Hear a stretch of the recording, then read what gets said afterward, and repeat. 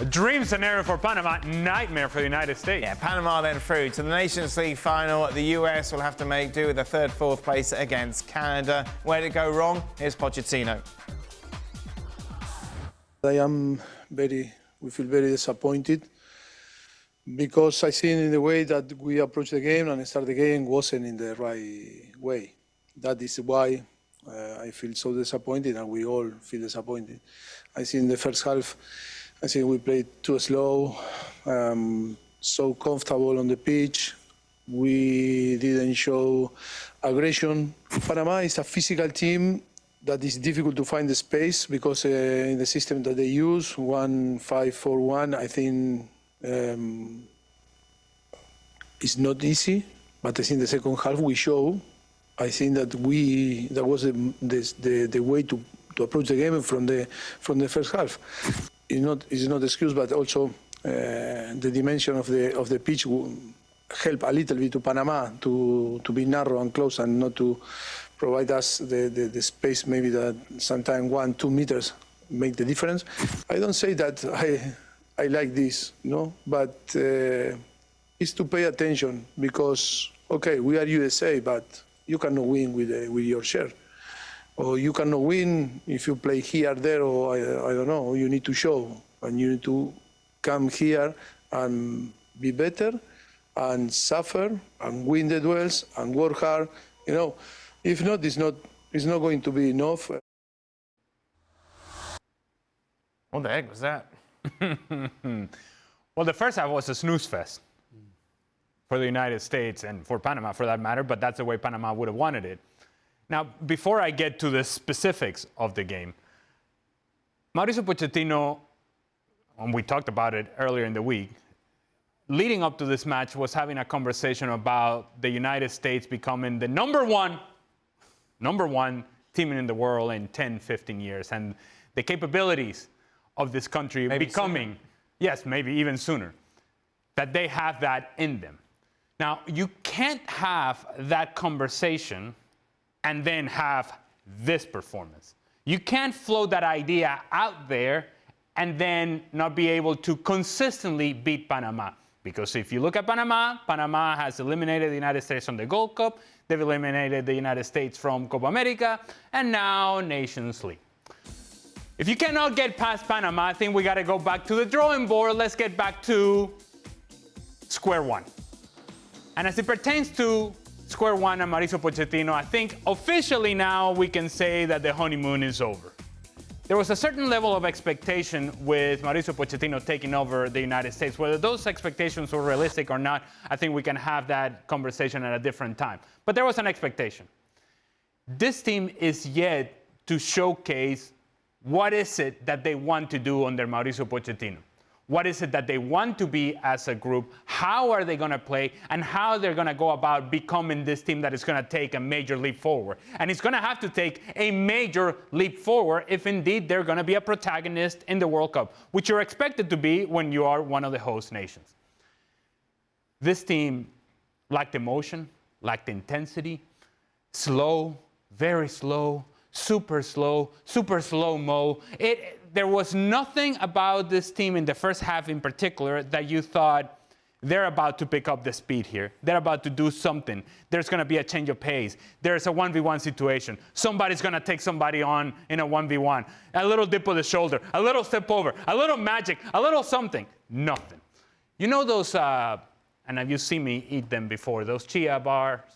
Oh, yeah, God, those awful things. Yeah, chia seed bars. There's nothing in them. Yeah, no point. That they're like sugar-free, yes, fat-free, calorie, whatever nonsense or other, and they taste like cardboard. Yes. That was the United States yesterday. Yeah. They tasted like cardboard. No taste whatsoever to them. They had nothing about them that showcased something different than what we've already seen. And the players that are supposed to be the difference makers, Christian Pulisic, very quiet. Joe Sargent, try to make a couple of runs, but no service coming. And then the totality of the performance through the midfield is so very sleepy. He mentioned the second half as being some sort of change. Resurgent, yeah. I mean, marginally better, but nothing to say that's who we want to be. Because if that's who they want to be, is simply not good enough. What was the biggest problem with them yesterday, Steve? I mean, he was talking about the pace they were playing at.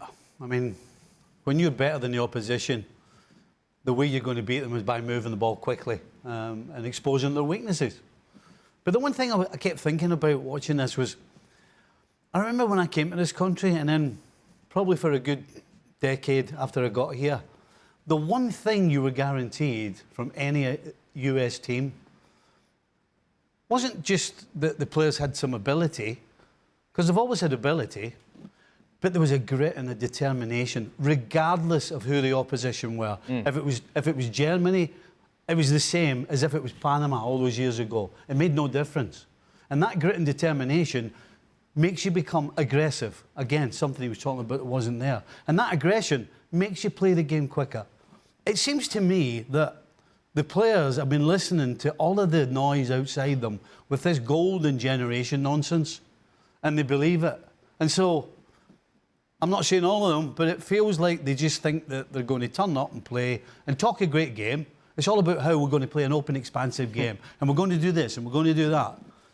But the bottom line is, doesn't matter who you're playing, doesn't matter who you are, you've got to start with the grit, the determination, the aggression, and all of those things. And then the ability that you do have will come out. That just has disappeared. And now, this is, again, just a general statement. The embarrassment of losing again to Panama, that's on its own, that's bad enough.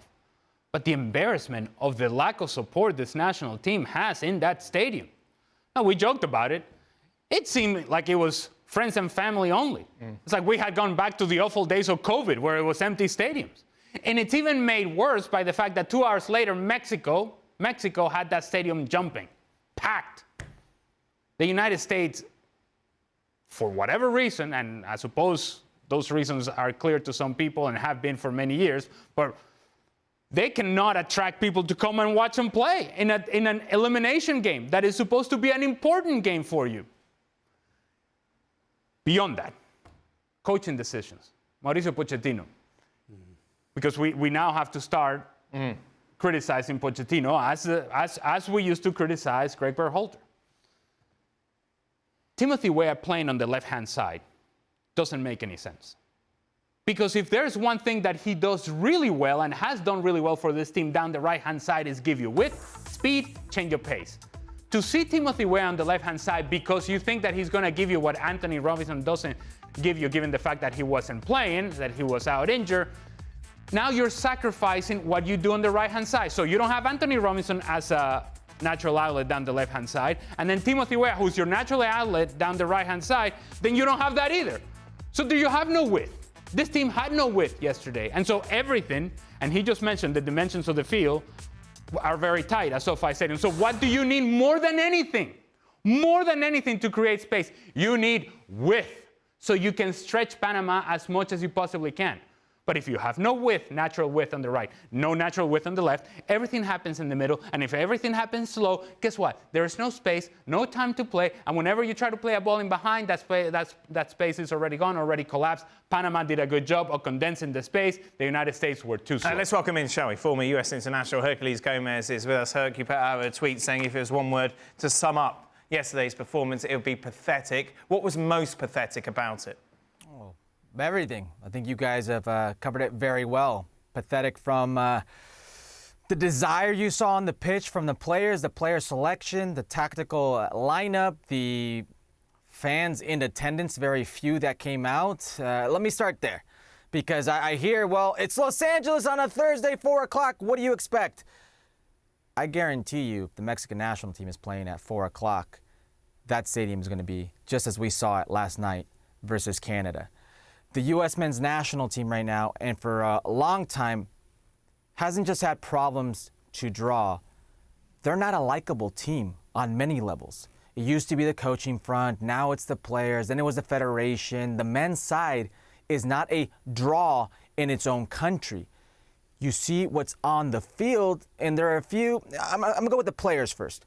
There are a few head scratchers in the adjustments or the tactics, but the players are on the field.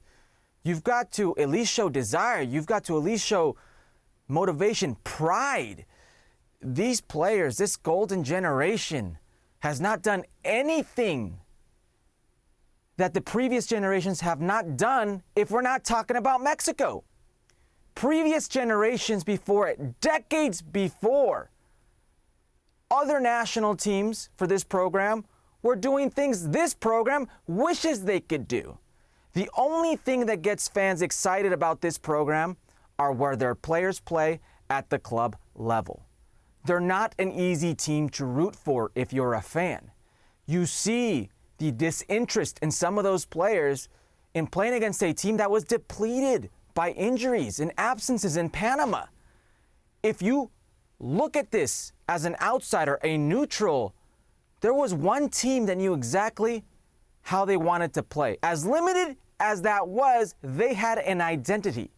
The U.S. men's national team at no point in time had solutions for that mid-block, had solutions for those tight, limited lines and high energy and pride of the Panamanian side.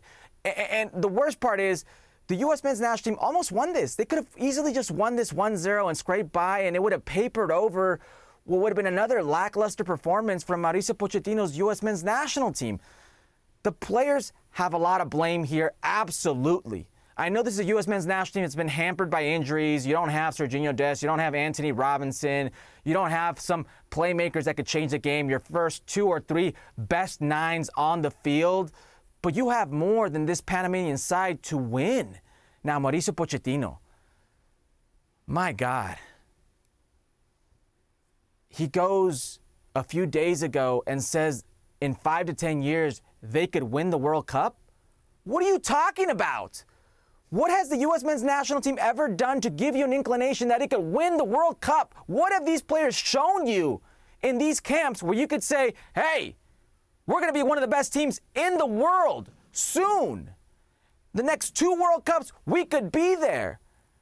I've seen more from Mauricio Pochettino in YouTube charity matches than I have from the U.S. men's national team.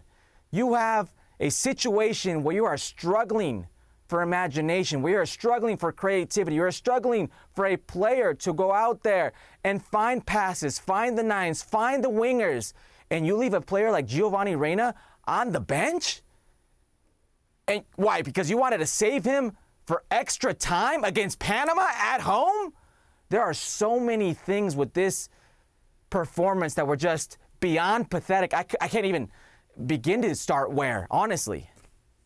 Let's just remind you then how things that the place in the final was at stake. That final will be contested between Panama and Mexico. Mexico, of course, beating Canada by 2-0 to book a place in the Nations League final. So still the US have got to play Canada, Herc, yes? I guess this goes for both nations. Honestly, I didn't have high hopes for the U.S., but I was very wrong when it came from Canada and Mexico. This is just a bigger disappointment for Canada as it is the U.S.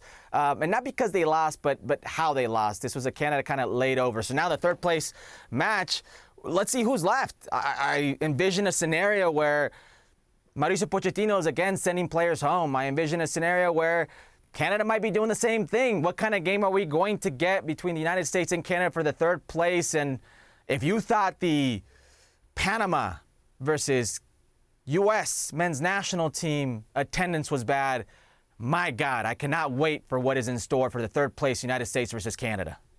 So, Herc, the problem is, obviously, the US are going to be hosting the World Cup. They don't have to go through any sort of qualification process. There are not many proper matches, if you like, between now and the start of the World Cup. Where is this team going to learn? Where is it going to grow? Where are we going to see them put these mistakes behind them? Great question, Dan. And this is why the Nations League was so important. This next Gold Cup, you're going to have a scenario where the Gold Cup and the Club World Cup overlap. Well, you're going to have some important players for the U.S. men's national team probably not be in the Gold Cup. FIFA has already said the priority will be the Club World Cup, so you're going to have players who play at Juventus. You're going to have maybe Gio Reyna stays at Dortmund. Maybe another player moves elsewhere, and he could be in this tournament. You're not going to have a full deck. You're not going to have the full squad. So that dry run, if you will, won't really be a dry run. So it was imperative that the few games that you had at a high level, you take advantage of. And you're right. No World Cup qualifying. I think that's a problem for the U.S. men's national team, as it is for Mexico, as it is for Canada. You don't have these high-intensity matches. You can't go out because of the Nations League in Europe, because of the Nations League in CONCACAF, and World Cup qualifying elsewhere, get quality opposition. It's a massive problem, and I don't know how U.S. soccer, I don't know how the United States men's national team is going to fix that. Any positives, Herc? I guess that it's got nice over. tan. Nice tan in LA, Herc. Thank Bit you. Disneyland. Thank you. Yes, sir. At Disney, that's a positive. We got a free trip out here to Los Angeles. Listen, I'm at a loss for words to trying to get U.S. men's national team fans to stay on board here because they endured what I thought was a promising start by Greg Berhalter and a tumultuous end. And now you are here with Mauricio Pochettino, who you are paying $6 million a year. $6 million a year, and I'm getting the sense that he doesn't watch the games. He's not scouting the players. You don't have the luxury of being in Argentina, being in Brazil, being in these different countries where you don't have to go recruit dual nationals. He doesn't care about that. I see more out of him watching his ex-team in Newell's Old Boys in Rosario. I see more out of him in these YouTube charity matches than actually working with the U.S. men's national team and what maybe players that play at a high level or participate in a high level in the top 5, leagues in the world, but haven't done anything that any other U.S. men's national team pool has done before them. So I'm sitting here, what are $6 million a year getting you? What is going on? It's not your money, Herc. Who cares? Who cares what he's getting paid? It doesn't matter, does it? Well, it's my job to care. It's my job to analyze. It doesn't matter. $6 million for him. It doesn't really affect things. He's one of the highest paid managers in world international football. So we should hold him to the fire when we don't see results, when we see a regression, because from Greg Berhalter's in to Pochettino now, they're getting worse.